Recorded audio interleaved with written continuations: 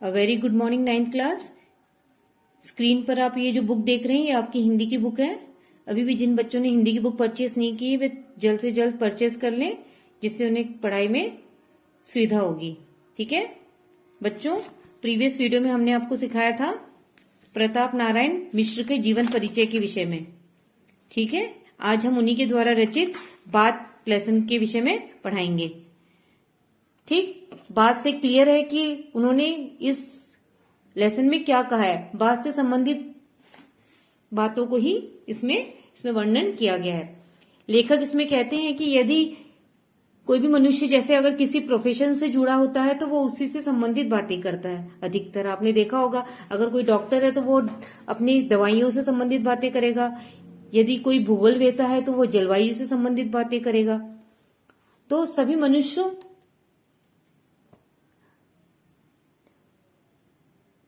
तो इसमें लेखक कह रहे हैं ना तो हम डॉक्टर हैं ना ही हम भूगोल वेता है, तो हमारे बात करने का कोई भी प्रयोजन नहीं है। तो हम जो लेखक है वो कैसे बातचीत करते हैं, वो केवल साधारण बात करते हैं ताकि वह एक दूसरे के विचारों को अच्छे से समझ सके।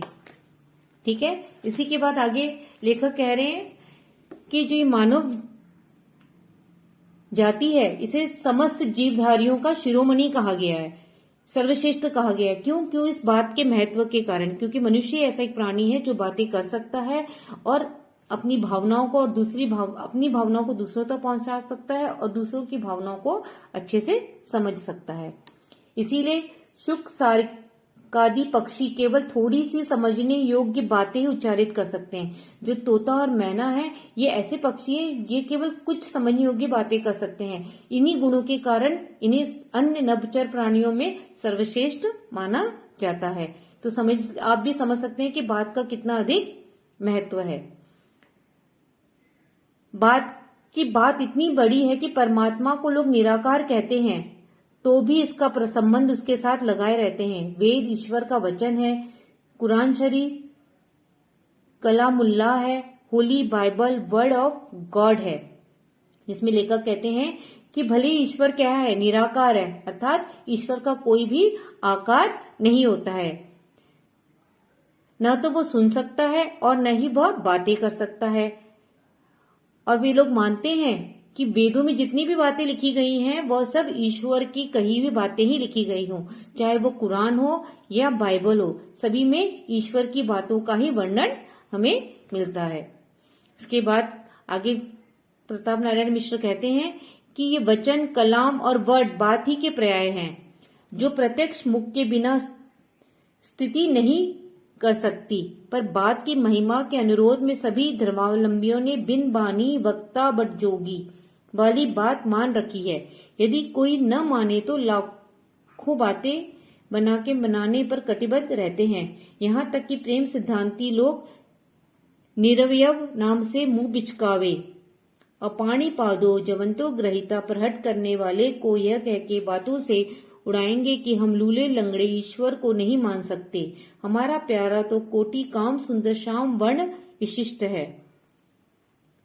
इसमें लेखक कह रहे हैं कि ईश्वर को उन्होंने क्या माना है, निराकार है ना, उसका कोई भी ईश्वर का आकार प्रकार नहीं है। और ईश्वर है बिना पैरों के चलने वाले और बिना हाथों के ग्रहण करने वाले। ईश्वर को वो लूला लंगड़ा बताकर मान्यता नहीं देंगे, है ना। ईश्वर को वो लूला लंगड़ा नहीं कह सकते, भले वो अदृश्य है।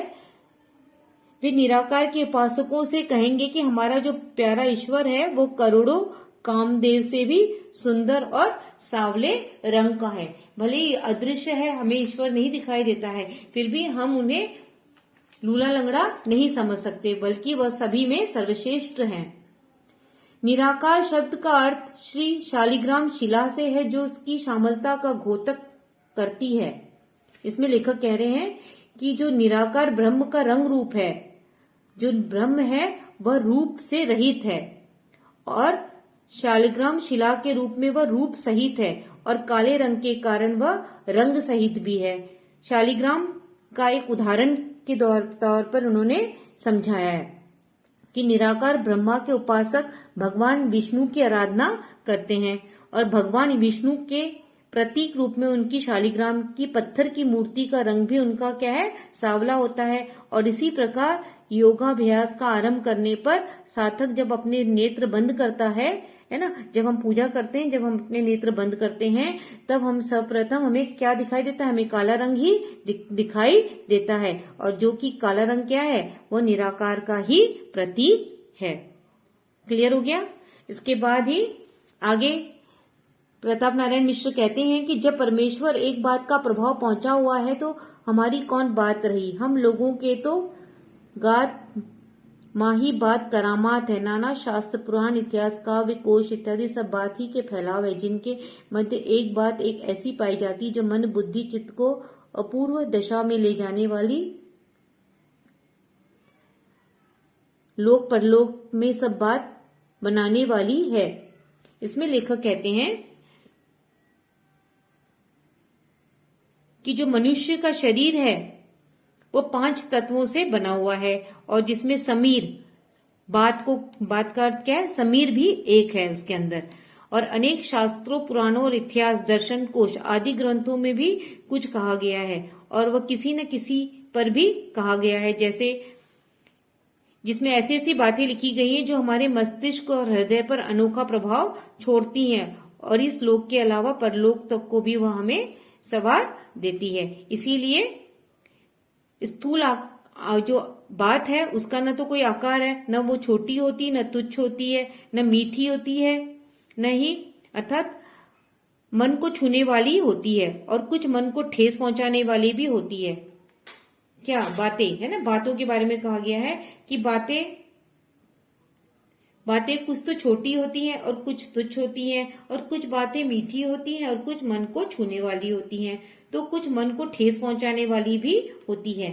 सीधी बात, टेढ़ी बात, मतलब बातों के अनेक रूप होते हैं। वो खोटी बात होती, भली बात होती, बुरी बात होती है, कड़वी, है ना, ये सब क्या है? बातों के ही अनेक उदाहरण दिए गए हैं, और बात के अनेक अनगिनत रूप होते हैं।